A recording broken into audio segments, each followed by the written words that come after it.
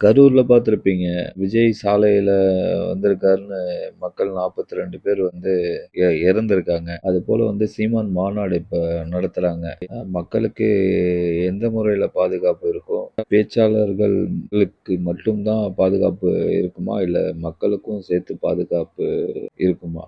அதாவது கரூர் நடந்த சம்பவம் வந்து 2 விடயத்தினுடைய அடிப்படையில் நடந்த சம்பவம். பொறுப்பின்மை, திட்டமிடல் இல்லாதது, வருகின்ற கூட்டத்தை கணக்கிட தவறியது. இப்படி வந்து பல விஷயங்கள் இருக்குது. அதில் 2 வந்து பொறுப்பின்மை.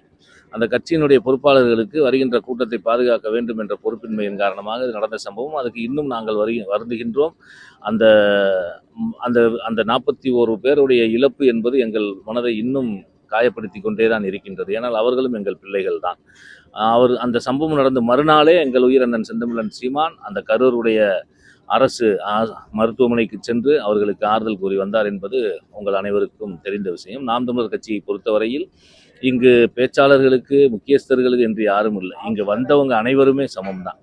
எல்லாத்துக்குமான இட வசதி, குடிநீர் வசதி, கழிவறை வசதி, ஒருவருக்கும் இன்னொருவரும் உட்காருவதற்கு இடமான இடை தூரம், இவை அனைத்தையுமே சரியாக கணக்கிட்டு தான் இங்கே வந்து இருக்கைகளே போடப்படுகிறது.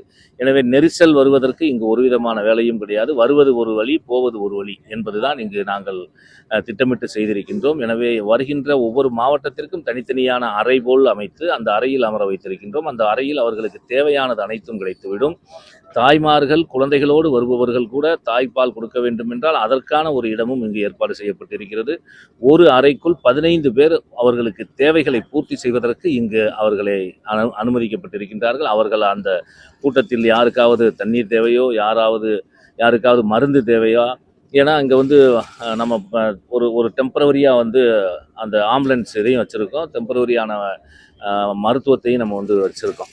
அப்படின்றப்ப அது தீயணைப்பு துறையை வந்து இங்கே ரெடியாக இருப்பாங்க, ஏதாவது ஒரு அசம்பாவிதம் அப்படின்ற பட்சத்தில் வந்து இது முழுமையாக organised and well planned event. இது ஒரு நல்ல திட்டமிடப்பட்ட முறைப்படி செய்யப்பட்ட இந்த ஈவெண்ட்டுக்கு யாரும் எந்தவித அச்சமும் கொள்ளாது நீங்கள் உங்கள் உறவினர் வீட்டிற்கு எப்படி செல்வீர்களோ அதுபோல வந்து பங்கெடுத்து வரலாம். இங்கே வரலாம். அதான்